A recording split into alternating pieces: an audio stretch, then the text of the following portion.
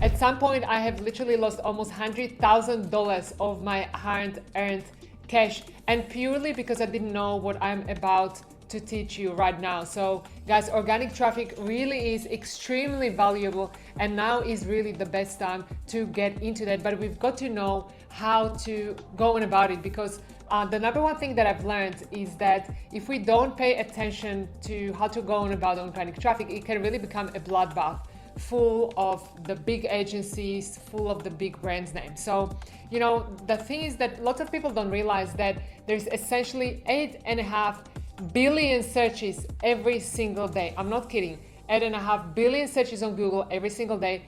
Almost 90% of that is completely untapped, which is, that's great news for us small business owners. However, it is a market that's dominated by the big brands and the big agencies. So we really have to uncover those hidden ways, which is what we're going to do right now. So first of all, what are the tools that you need to make organic traffic work for you? There are 3 main tools that we'll be going through, and I will also explain what each of these tools is about. And I'm pretty sure you already have these tools, but sometimes you might be like, oh my God, how am I going to use that? Or what does this really mean? So first of all, guys, let's talk about Google Analytics. I know some of you are like, oh, when I open my Shopify store, somebody set up this Google Analytics for me, but I open it and I see these graphs, and so I shut it.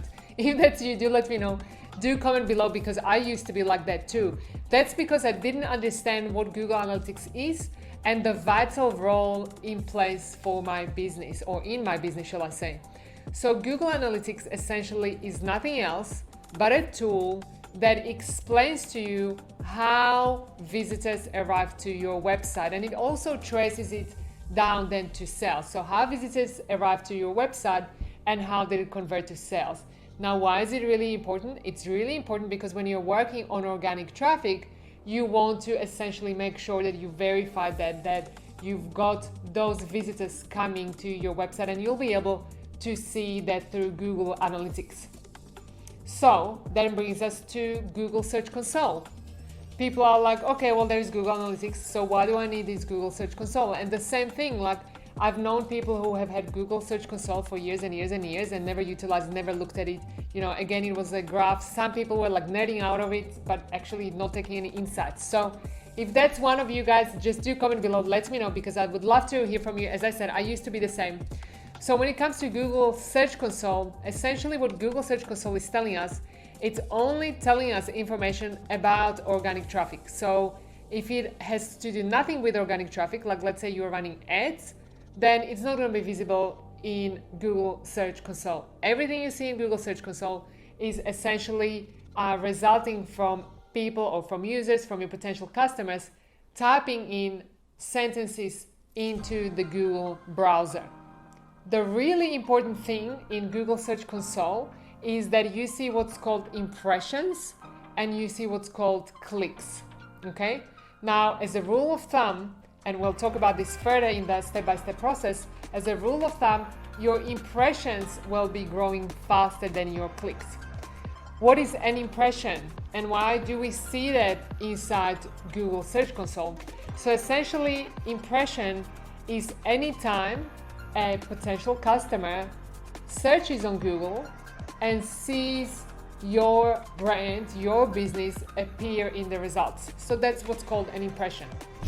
Now, what you might see is that if you have a lot of impressions and not so many clicks, it will give you a signal that you are most probably not coming up at the top of the search results. Why is that? Because just like all of us, like when we type into Google, like, hey, I'm looking for, a yellow summer jumpsuit, and so I'm searching through, I'm most probably going to be looking at the results on the first page. Sometimes I'm going to be committed and I'm going to look on the second page too. Sometimes I'm going to be super committed and I'm going to be looking at page 3 and 4. But like most of the time, I'm not going past result number 5.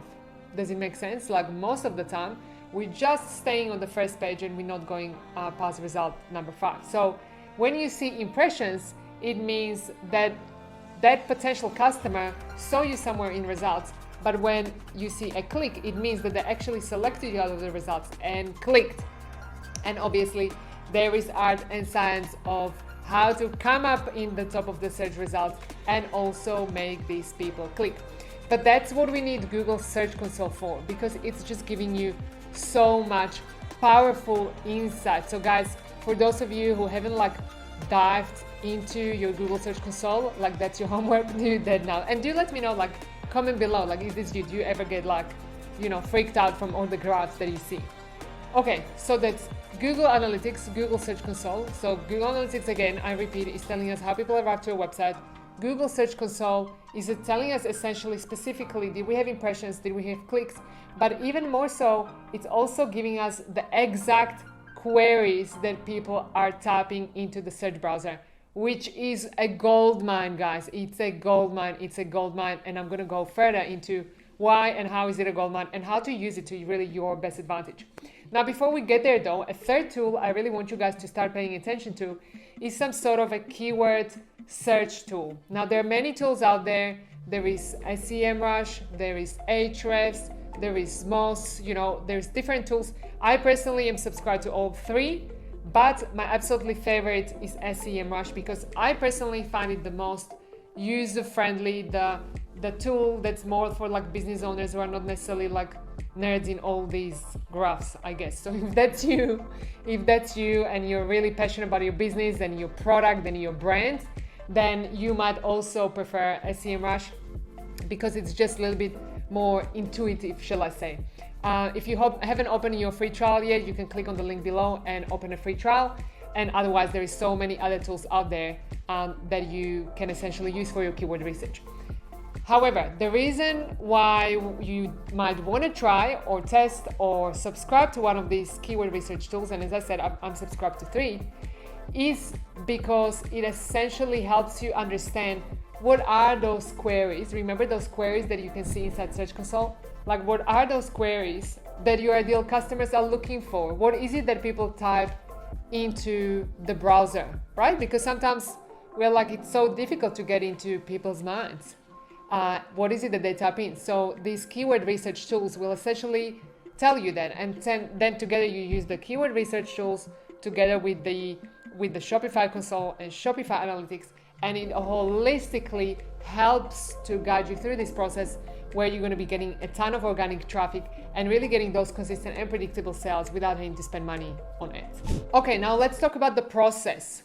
You know why you have to do that. There is 8.5 billion searches every single day, and we really need to go for the untapped. We've got the tools.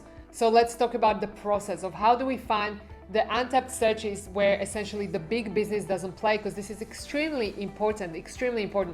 The reason why it's extremely important is because you can literally spend months and years on working on your organic traffic, but if you have not identified the untapped or the low-hanging fruit, as we call it, you may never get those sales. However, when you do find those untapped, then there is essentially a simple process to do that. It can literally start getting you results within days, guys, within days. It really is a myth that organic traffic takes years and years and years. It is absolutely not true. When you follow the right method, when you follow the right strategy, you can start seeing results straight away.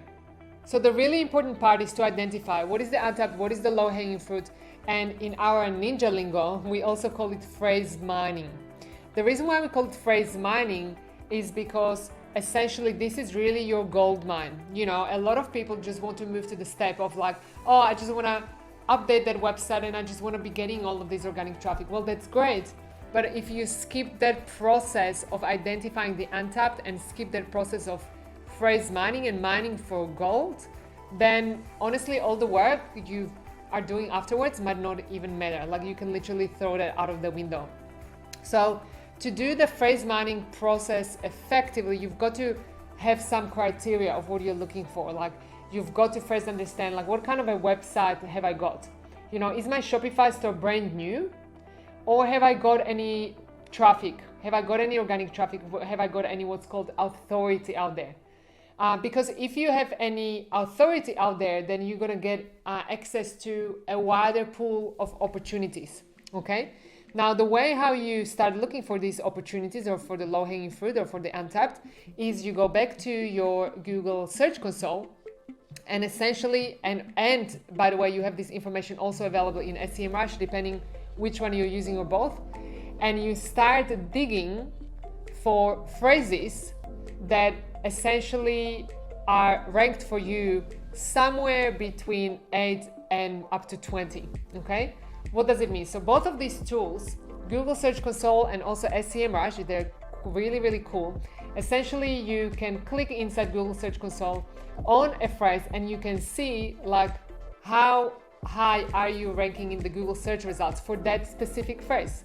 So for example, if it's black leather shoes, and that's what you're getting impressions for, you can click on that inside Google Search Console and you can see that you might be ranking, you know, on a position 12. So if you're anywhere between 8 to 20, that is what we call your low-hanging fruit or your biggest opportunity, okay? Why is that? Because it's gonna be much easier for your business to go from position 20 to position 3 than it's gonna be from, you know, position 155 or not even a position yet, not even registered, to the front page, okay? So in this case, guys, we're not looking to go thin, like spread ourselves thin and go wide. We're really to make organic traffic work. And write this down, guys. This is a write it downer. You want to go narrow and focused. You're gonna want to go narrow and focused so that you pick 2, 3, 4 ninja phrases where you can really elevate yourself to the first few results. The reason why this is so extremely important is because it kind of works like a snowball. You know, organic traffic for Shopify really works like a snowball. Like the higher you rank, the more you're going to rank. The higher you rank, the more you're going to rank for more phrases.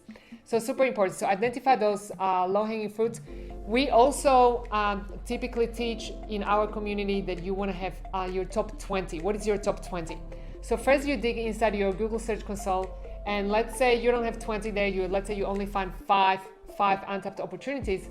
Well, that's where a tool like SEMrush comes into place. And you essentially search through SEMrush. You go to the keyword magic tool and you search through SEMrush.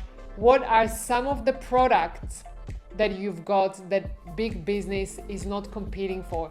Even if they have lower volumes, what are some of the phrases, and ideally you want this to be products that you already have and that you already sell, that big businesses are not so interested in selling. And this essentially will complete your top 20 list. Now, okay, we've got the top 20 list. Now, what do we do with that? And that brings us to essentially the point where you need to take action and update your website. So this is a super simple step, extremely important though. So you've got your top 20, and with these top 20 phrases, you essentially take them and you start updating your website with these top 20 phrases. Now, do we want you guys to like start just nilly-willy doing this? No, there is a hierarchy to this. I'll give you an example. If you update your collection page with the phrases in the top 20, with the ninja phrases, that's going to count for more in the organic traffic than updating a product page. Okay, so collection page is going to count more than a product page. For example, another hierarchy, updating name of the product, it's going to count for more than just updating the text of the product. So you get me? So it's collection page, product page, and then it's the title inside the product page before the text. Now, also some of you are like, okay, but how about I've got a ninja phrase and I've got a blog? Well, that's great, but if you are a Shopify store and selling products, then unless that blog is a curation of different products, still a collection page or a product page is gonna count for more in the hierarchy. So there you have it, guys. Simple, okay? 8.5 billion searches. We need to go for the untapped. Use the tools. There is 3 simple tools that really can do wonders for you.